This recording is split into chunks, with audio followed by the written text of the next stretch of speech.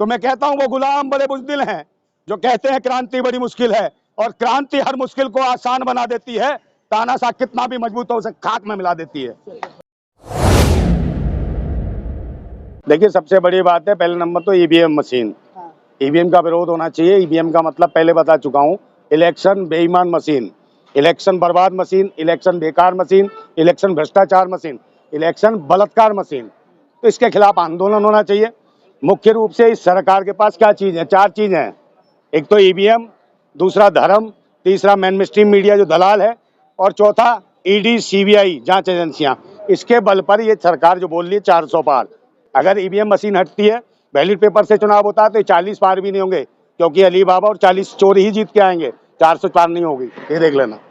पर वो तो आपने देखा होगा, उसमें कुछ चीजें भी आ रही है, बहुत सारे टिकट भी कटे हैं। वो पहले कह रहे थे दम है, दम तो दिखेगा। हाँ। आजकल उनकी आवाज भी नहीं आ रही है। देखिए, सारे तो वह फिल्मची और चिलमची हैं। हाँ। बाबाओं को चिलम पीने से मतलब नहीं, और ये फिल्मची देख रहे हो, 3rd क्लास फिल्मों के मालिक हैं। हाँ। आप देख रहे हो भोजपुरी अरे भोजपुरी फिल्मों के स्टार है। तो साध्वी प्रज्ञा क्या क्या है? हाँ। कोई नेता है? क्या थी वो? है वो तो आतंकवादी थी भाई। आतंकवादियों को आप टिकट दोगे, देशद्रोहियों को टिकट दोगे, इससे राष्ट्र आगे बढ़ेगा क्या? आज चल क्या रहा है? आप कहीं भी जाइए, हिंदू मुसलमान सिख ईसाई जात पात धर्म मजहब वर्ग और क्षेत्र भाषा के नाम पर बांटा जा रहा है। इस राष्ट्र को तोड़ा जा रहा है, और कहीं ना कहीं में एकजुटता की जरूरत है ईवीएम को हटाने की। और ईवीएम के लिए आंदोलन होना चाहिए। चाहे हम देख रहे हैं बाहर कोई न्याय यात्रा निकाल रहा, कोई इंसाफ यात्रा निकाल रहा, इससे राष्ट्र नहीं बचेगा। आप कौन से इंसाफ की बात कर रहे हो? 70 साल में 50 साल कांग्रेस ने भी शासन किया, मगर उस दौरान इन्हें न्याय याद नहीं आया है, इंसाफ याद नहीं आया। आज बहन बेटियों को सरेआम बलात्कार हो रहे हैं। बनारस हिंदू यूनिवर्सिटी में हिंदू लड़की का बलात्कार होता है, और उसका कौन है? भाजपा आईटी सेल के पदाधिकारी लोग हैं। और योगी जी कहते हैं भाई सुबह कोई छेड़ दे शाम को एनकाउंटर। इनका अभी तक एनकाउंटर क्यों नहीं हुआ? इनके शासन में आप मुझे बताइए, जो महिला जज है अर्पिता साहू है, उसको जज बुलाता है जिला जज के, आओ रात को मुजरा करके दिखाओ। तो क्या हालत है? जब महिला जज सुरक्षित नहीं है तो आम बहन बेटी की सुरक्षा कैसे होगी? कह रहे कि मोदी जी का परिवार में ऋषभूषण शरण सिंह भी शामिल हो गए। नहीं, परिवार में तो सब है इनके भाई। कह रहे हैं 140 करोड़ आदमियों का परिवार है इनका। तो 140 करोड़ में तो वो भी है शायद, जो पूर्व सैनिक की पत्नी थी जिसको निर्वस्त्र करके दौड़ाया, बलात्कार किया। क्या वो नहीं थी इनकी? है जो सेना के जवान के नाम पे वोट मांगा, उसकी बलात्कार किया। इनके परिवार की जब बहन बेटी का बलात्कार होता है, क्या इनकी बेटी नहीं थी? और क्या उनका शोषण होता है? जो महिला खिलाड़ियों को जब गोल्ड मेडलिस्ट लाई तो इन्होंने कहा कि मेरे परिवार की है। किसने कहा? मोदी जी ने, कि मेरे परिवार की है ये। और उनका क्या होता है? उनके साथ जब यौन शोषण होता है तो इन्होंने कहा ये मेरी बेटी है। तो किसकी बेटी का बलात्कार हुआ या किसका शोषण हुआ? आदरणीय मोदी जी की बेटी के साथ क्या हो रहा है मोदी जी के शासन में? तो ये धूम बनने जैसी बात है।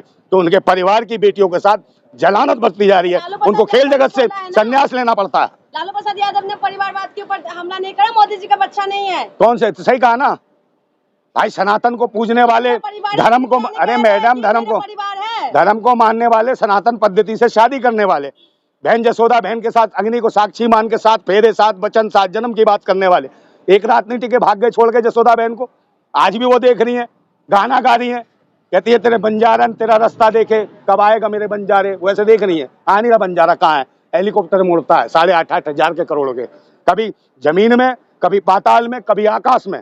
तो ये बताओ, इसे देश से कोई मतलब नहीं है? देश के लिए काम तो कर रहे हैं ना। क्या देश के लिए काम कर रहे हैं? आप मुझे बताओ। 14 घंटे काम कर, हाँ, 14 घंटे काम करके हालत है कि देश की सरकारी संस्थान सब बेच दिए, LIC RBI ये सब बेच दिए।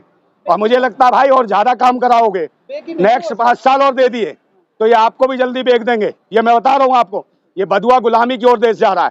आप ये देख लेना, मानव तस्करी होगी है, क्योंकि देश के सरकारी संस्थान सब बेच दिए, सब प्राइवेटीकरण हो रहा है, चाहे बिजली का, पानी का, शिक्षा का, स्वास्थ्य का, सेवाओं का। और 75,000 से ज्यादा देश के प्राइमरी स्कूल है इन्होंने बंद कर दिए हैं, ताकि रूरल एरिया में जो बच्चे हैं, गांव देहात में जो बच्चे हैं, पढ़ ना सकें। जब प्राइमरी तक बच्चा नहीं पढ़ेगा तो आगे कैसे पढ़ पाएगा? क्योंकि किसान के पास इतना पैसा नहीं है कि वो रोज शहर तक बच्चे को लेने जाएगा और लेके आएगा। कृषि करेगा, खेती करेगा, किसानी करेगा, मजदूरी करेगा है, या फिर अपने बच्चों को पढ़ाएगा। तो शिक्षा को एक रोक लगाई, प्रतिबंध लगाया। भारतीय लोगों को अनपढ़ बनाने का एक कार्यक्रम बनाया जा रहा है। जिस प्रकार से साउथ अफ्रीका से अंग्रेज लोग जो गुलामों को खरीद के ले जाते थे, तो ये भारत में भी एक मंडी लगने वाली, जिस रामराज की कल्पना करते हैं, उस रामराज के अलावा हरिश्चंद्र राज भी आ जाएगा, जो हरिश्चंद्र स्वयं राजा होकर खुद जाके चौराहे पे खड़ा हो जाएगा कहीं अपने को बेचेगा, कहीं अपनी पत्नी को बेचेगा, कहीं अपने बच्चे को बेचेगा। तो ऐसे कल्पना, ऐसे रामराज की कल्पना मैं नहीं कर सकता कि हमारी बहन बेटियां चौराहे पे बिके, मंडियां लगे। हमें चाहिए राष्ट्र, मजबूत राष्ट्र चाहिए, समझे नहीं? हमें अशोक कैसा मजबूत है? क्या मजबूत नहीं? मजबूर है भाई, युवा भटक रहा दुनिया में है। डंका अरे बजा भैया युवा भटक रहा है, main stream media Modi ji की मोदी मोदी कर रही है, और सोशल मीडिया भी वो जो है जिन जो कर लेते हैं मार्क्स को मास्टर को कर रखा है जिन्होंने, उनको नौकरियां नहीं है कहीं, और नौकरियां नहीं है तो उनके क्या, वो न्याय यात्रा में लगे हैं, 20-25 हजार रुपए मिल रहे, उसके लिए जा रहे हैं, तो उन्हें माँ बाप ने पैसा लगाया उनके साथ, अब रोजगार नहीं मिल रहा। तो बताओ, ये हो रहा पत्रकारों का भी हालत कि 20 और 25 हजार रुपए में राहुल गांधी को जा रहे हैं करने, इधर मोदी जी को मेन स्ट्रीम मीडिया, बाकी देश में है ही नहीं लोकतंत्र। केजरीवाल है। ये कह राम राज्य हर महिला को 1000 रुपए करके देंगे। हाँ, हजार भाई, 1000 नहीं चाहिए, काहे के लिए? इनके बाप का पैसा है केजरीवाल के, तो दे तो रहे है बाप का पैसा है क्या? इन्हें कहाँ से कम बिजली फ्री, काहे की फ्री, काहे की फ्री दे रहे हैं भाई? ओ सुन लो, प्राइवेटीकरण है बिजली का, पानी का, और तो और गैस की पाइपलाइनें बिछाई जा रही है। जब तुम आंदोलन करोगे ना दिल्ली के अंदर, 7-7 माले की बिल्डिंगें बन रही है, फ्लैट बन रहे हैं, ठीक है, और जब इन आंदोलन करोगे तो तुरंत ये क्या करेंगे, बिजली कनेक्शन काट देंगे, ना पानी चल पाएगा, ना खाने पीने की व्यवस्था बन पाएगी, गैस लाइन बंद कर लो आंदोलन, तो गुलाम हो जाओगे, नहीं हो जाओगे? तुम्हारी आजादी छीन ली गई है, ये ध्यान रखो। और ना ही पूरे दिल्ली के अंदर कहीं भी आपको बोरिंग करने दिया जा रहा, ताकि हेडपंप भी चला लो, कल बिजली हटा दे तो पानी कैसे आएगा भाई? बिना मोटर के टंकी नहीं भर रही है। हाँ भाई, क्या लग रहा है इस बार 400 पार जाएंगे भाजपा? नहीं, 400 पार नहीं, अगर ईवीएम हटती है तो इस भाजपा का अचार डल जाएगा, देख लेना, बहुत बुरा हाल होने वाला है, समझे नहीं? पर मीडिया तो दिखा रहा है ना कि मोदी जी का, मीडिया तो बिकी हुई है भाई, ये मीडिया दलाल है, वो क्यों नहीं दिखा रही? जो इनके ऊपर जुर्माना लगा, 3 जो डकैत जो है पत्रकार है, कौन डकैत? अरे 3 डकैत नहीं है, कौन है वो? अमीश देवगन तो मोदी है, और वो ब्लैक एंड व्हाइट मोदी के परिवार में सुधीर चौधरी कौन? आप मैं क्यों परिवार हूँ भाई? ट्विटर पे लिख रखे ना मैंने कहा लिखा है? कोई कुछ भी लिख ले, हैं? कौन लिख रहा है? लोग गर्व से कहते हैं मोदी का परिवार। अरे कल चौकीदार है, दुनिया में डंका बज रहा है, डंका ओ भाई, डंका बस तो रहा, बहन बेटियों की इज्जत लुट रही है। हाँ लिख रहे हैं कि हम मोदी के परिवार हैं। हाँ, तो परिवार है तो क्या, गोल्ड मेडलिस्ट जो खिलाड़ी होती हैं उन शोषण करते हैं, तो परिवार के लोग हैं, परिवार की बेटियों का बलात्कार करने के चक्कर में रहते हैं, तो ये परिवार है।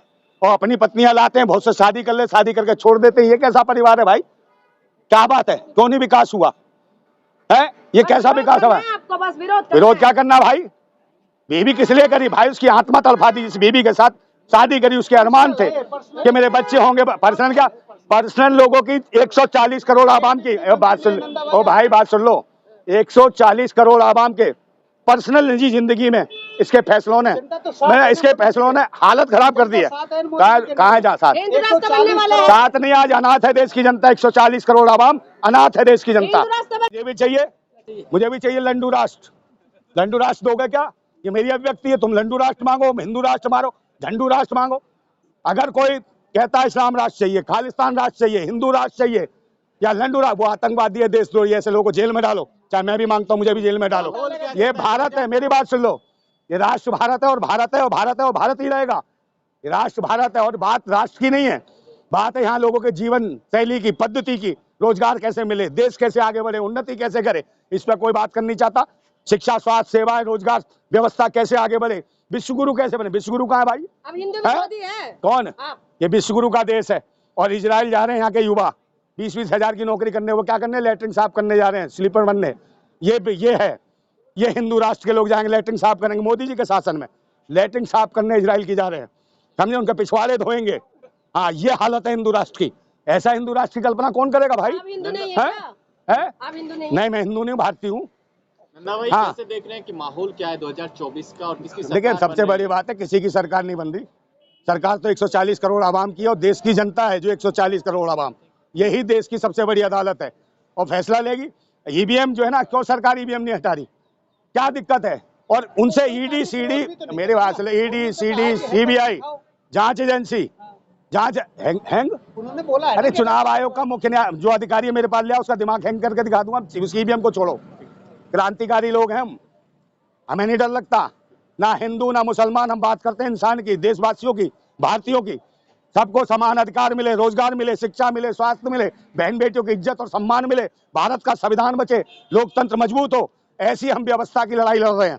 और भारत के हर एक युवा की, हर साथी की हम चाहते हैं कि रोजगार मिले इनको, और ये नहीं कि बहन बेटियों की इज्जत लूट लो। और फिर एक शेर सुना देता हूँ कि जरूरत है क्रांति की, देशवासियों को ईवीएम के खिलाफ पारदर्शिता। जब भाई उनका हुजूम चल रहा है, डंका बज रहा है, तो बैलेट पेपर से चुनाव करा लो, पता चल जाएगा डंका बज रहा है कि नहीं बज रहा, या फस उठ रहा है।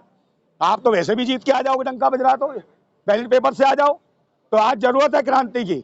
तो मैं कहता हूं वो गुलाम बड़े बुज़दिल हैं जो कहते हैं क्रांति बड़ी मुश्किल है, और क्रांति हर मुश्किल को आसान बना देती है।